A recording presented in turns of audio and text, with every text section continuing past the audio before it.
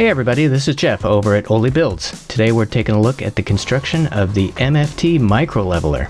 MFT stands for Multifunction Table, and the Micro Leveler part is a workbench below the table that has a series of dials that allow you to move the table up or down to match other workspaces around it, or change the level of the table independently of the floor beneath it. We use several different sizes of this workbench to configure them around the shop for different purposes. We make them into one long workbench, or an L shape, or a large rectangle, or use them independently as part carts or for separate projects. On occasion we use the workbenches as in-feed and out-feed tables for the table saw and other large tools. And we're not getting any younger, so we don't like to use the track saw on the floor anymore, so we use two of the smaller workbenches as a track saw bed. The start of this project really came about when we bought a Festool MFT3 and extension wing. It comes with a plethora of gadgets and has folding legs beneath. There's some adjustment in the leg for leveling the table to the floor. The functionality of the tabletop is great, but we decided that we needed something that could move around the shop a little bit more easily than the stock table. So what we're showing here in today's video is the fabrication process of taking the store-bought product and adding the adjustable tabletop rolling workbench below it. There were certainly mistakes made along the way, and I'll show you some of those, but in the end, the product turned out great for our use, and we've been using these for about a year and a half, and they've been indispensable around the shop. Before anything, we take a few basic dimensions to see what the overall workbench will be, which was 45 by 29 inches. The first draft at connecting the two halves of the workbench started here by looking at this bracket and making a couple pieces of wood to connect the tabletop.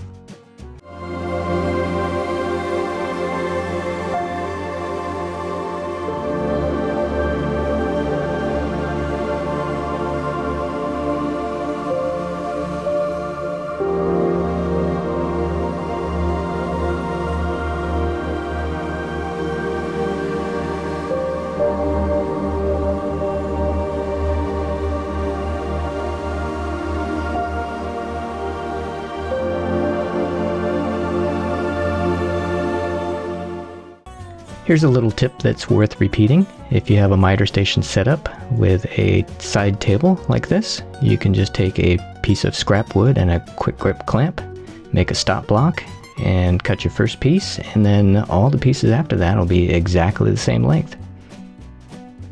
Nice. On the bottom of these corner brackets on the Festool MFT, there's these nice, convenient flat flanges. And at first we thought we might bolt the lifting mechanism directly to that aluminum flange. We went ahead with that plan, but later on we decided that it was not necessary to drill into the Festool after all. We needed to think on this idea a little bit further, so moving on to building the box below.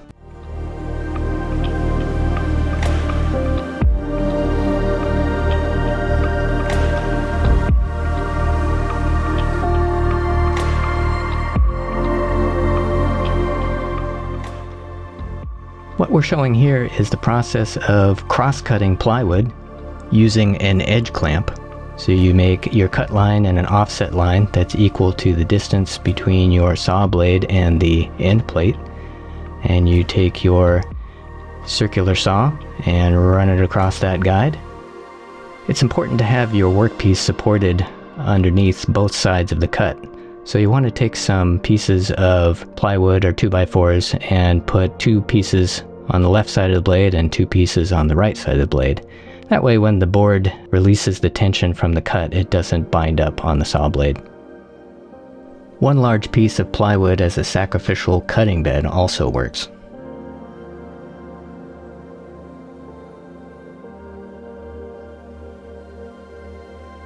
I will say this though, hauling around 3/4 inch maple plywood, it does get old pretty quickly.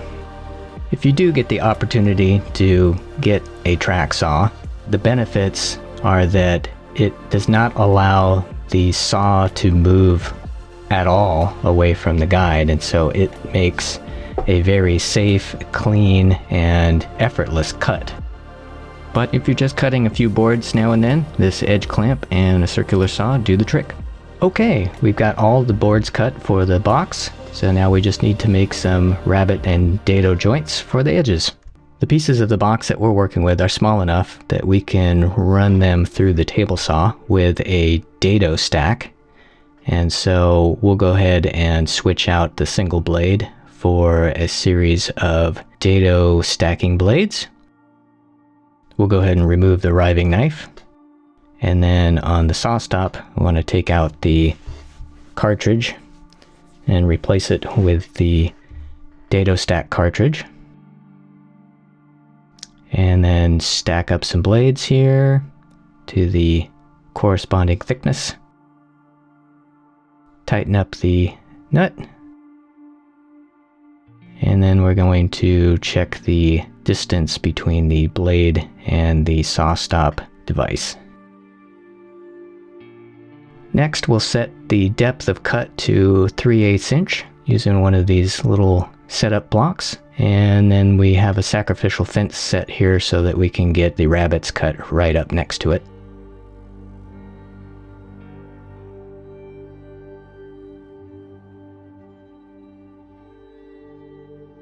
We'll run the first piece through here and see what the cut looks like. The difference between a dado and a rabbet, by the way, is one is in the center of the board with basically 3 faces to the cut, and one is 2 faces to the cut. And if you look at a rabbet, it kind of looks like little bunny ears on the end of the piece of wood, as you see here.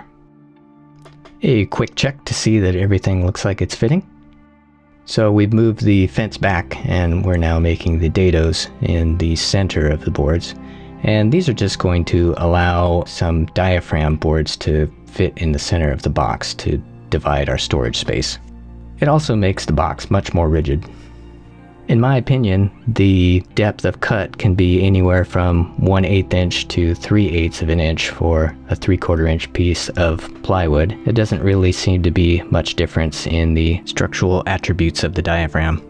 Just keep in mind that whatever dimensions you use, it adds up to the overall width and length of your project. For this project, we chose to do 2 diaphragms, one running in each direction, which does make the gluing process rather complicated, so make sure that your joints aren't too tight before you go into glue. Now we want to switch the dado stack back to a single blade, so we unplug the saw, get rid of the zero clearance insert, break out the wrenches, and basically do the same process as before, but in reverse. So we take the dado stack off here. Nice little case. Next, we'll take out the SawStop brake cartridge. You can either get to it right through the blade hole or through a little access port on the side. This little lock key tends to get stuck sometimes, probably from sawdust, but the whole cartridge can come out with the lock key. Give it a little vacuum and put the single blade brake cartridge in there. Tolerances on this thing are pretty tight, so you can struggle with it from time to time. We'll put the single blade back in here, the flange, and the nut. Next comes the riving knife.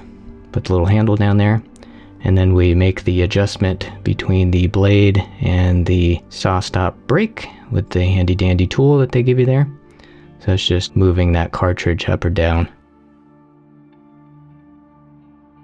So it's always a good idea to make all of your dado and rabbet cuts first, and if you have diaphragm boards, to cut those after everything else has been cut, so that it's the exact same dimensions based on how deep you made your joints. After a dry fit, time for glue.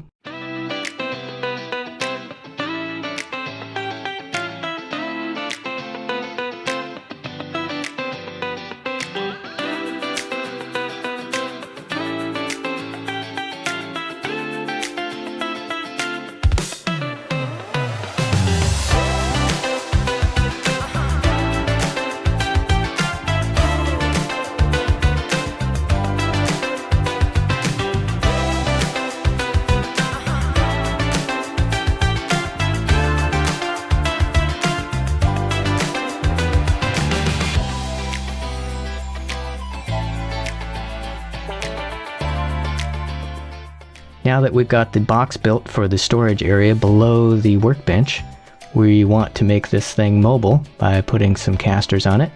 Now you could easily put casters on the bottom of the 3/4 inch plywood, but I prefer to put these skates below the box using a couple 2x4s.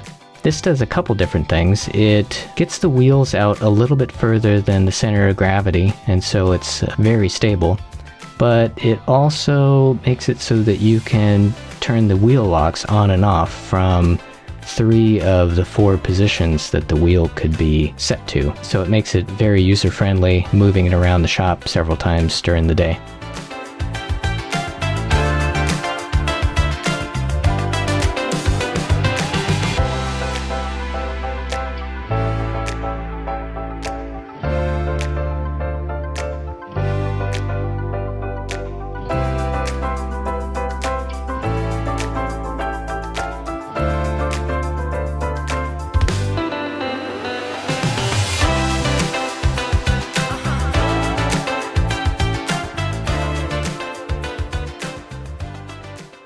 Here's a rough draft of the leveling system that we designed for this workbench project.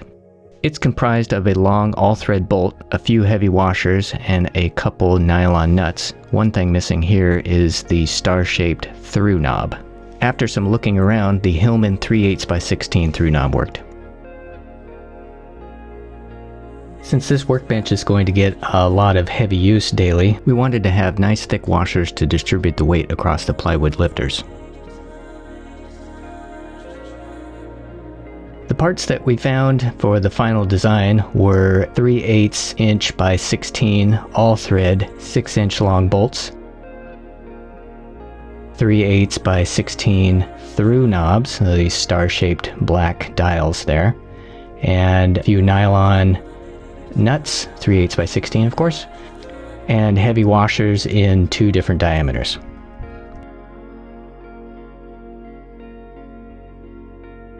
The black rubber washers we thought were necessary to keep things from moving around, but it was really quite the opposite. Once this thing is loaded up with the weight of the table and any workpiece you're using, there's no slippage whatsoever. Actually, it makes it more difficult to turn the dials. So the black rubber washers are not needed.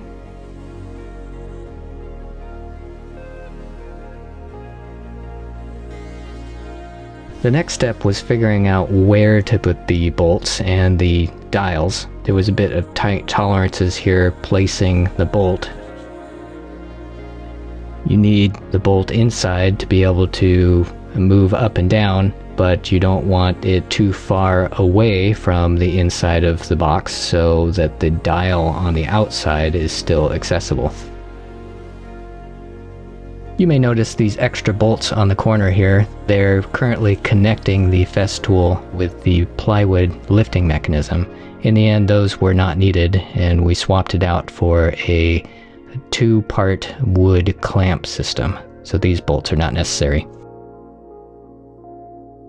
One of the features we wanted our workbench to have was the ability to be used as a outfeed table for the table saw on occasion, and we wanted to make sure that the table would go low enough to allow the miter fence to pass through.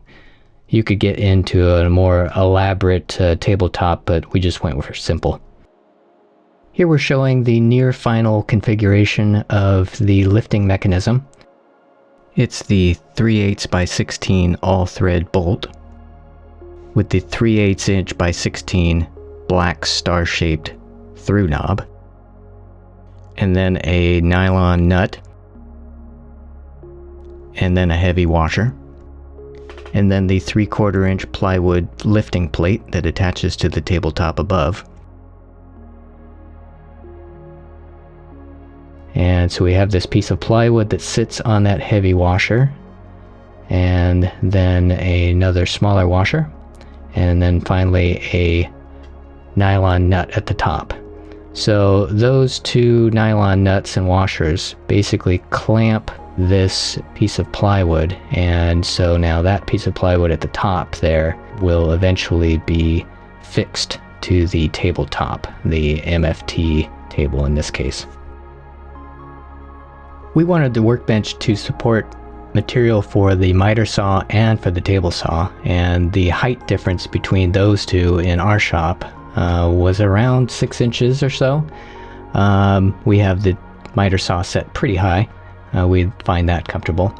So that 6-inch bolt that you find shown here between the two halves of the workbench is what guided our decisions for what parts to use. You could probably go taller, but at some point the upper half of the table might become a little unstable if you create too large of a cantilever.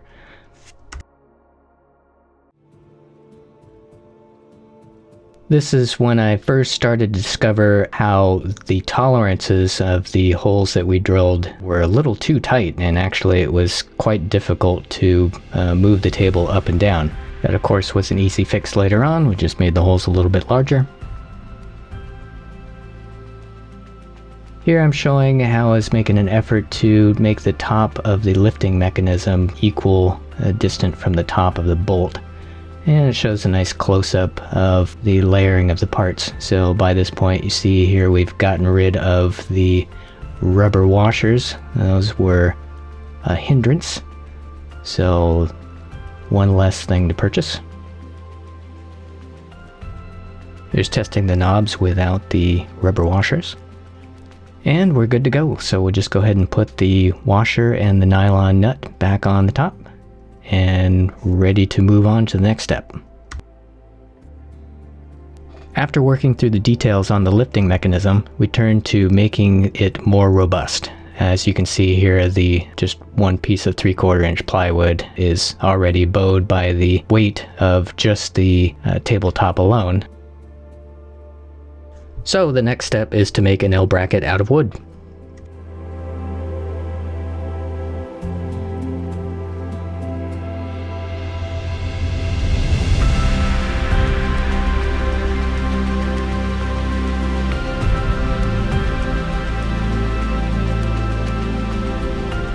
The first thought here was to take this upper flange of the wooden L bracket and have it go from end to end. That was the plan anyways.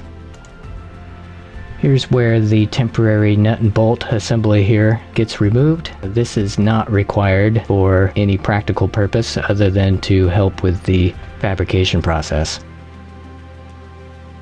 Off comes the top, so we have a little bit more room to work underneath, so we can work on the clamping system of the lifting mechanism.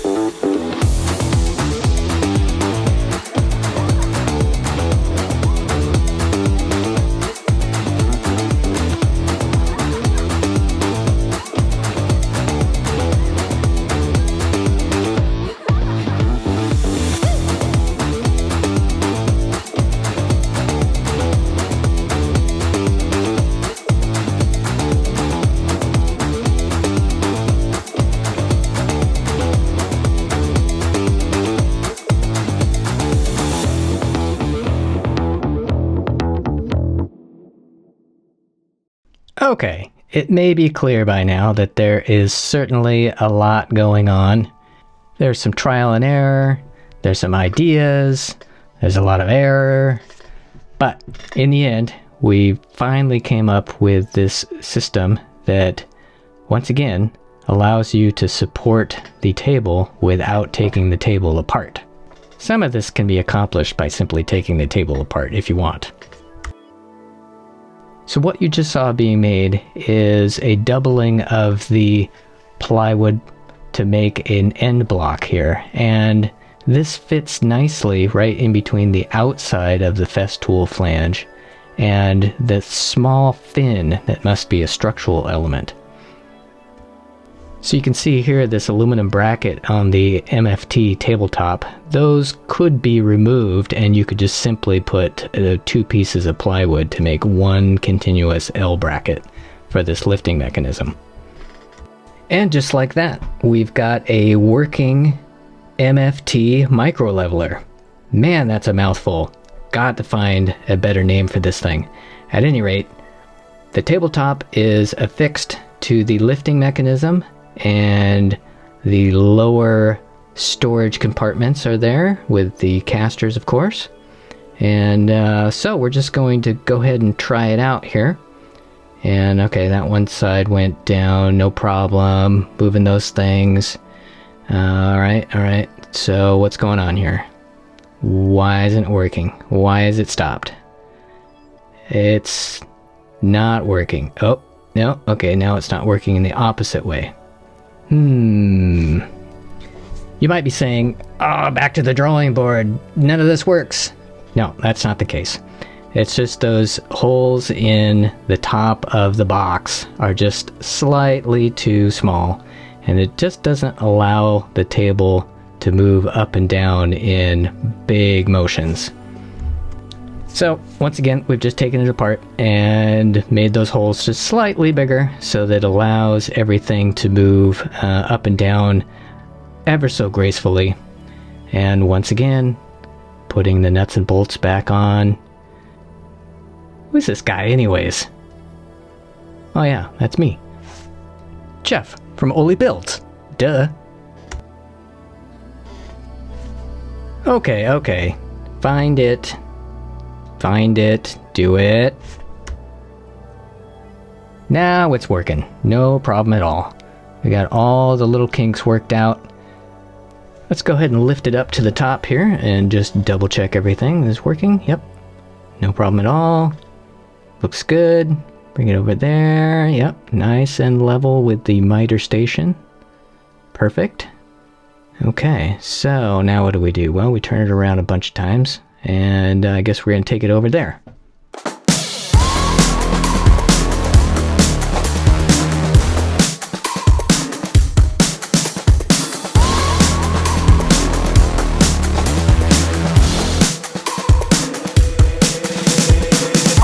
I'm such a weirdo, tattoos from my toes to my earlobes. Was a role model, I never had a hero. I learned how to live through the stereo. Coming from where I come from, the inferior. Everything you see ain't what it appears though. Everything that I built, made that from zero, then added a zero. I am my hero. You couldn't imagine what it's like in my mind. It's beauty and catastrophe at the same time. Remember they laughed at me when it was game time. Now I know that they mad at me, I'm what you can't find. I'm not from the day, I come alive at night. I'm not what you used to, couldn't recognize. They all on the ground while I'm taking flight. Yeah, you're welcome to join me, I promise I won't bite. Things they say, they're never getting in my way.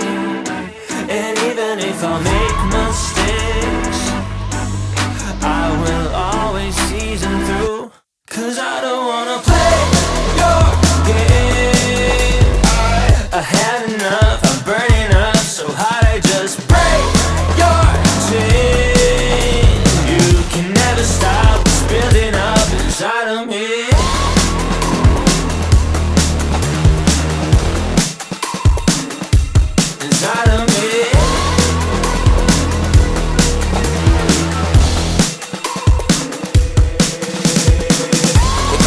I guess I don't fit in with the imposters. I'm taking the mask off, prepare your conscience, prepare for honest, cut off all the nonsense. I'm all in your chakra, wonder who shot you. Go call the doctor, boom like the chopper. Don't you get chopped up, I'm here to stop you. Whoever wants smoke like a roster, break you off proper. Things they say, they're never getting in my way. And even if I make mistakes,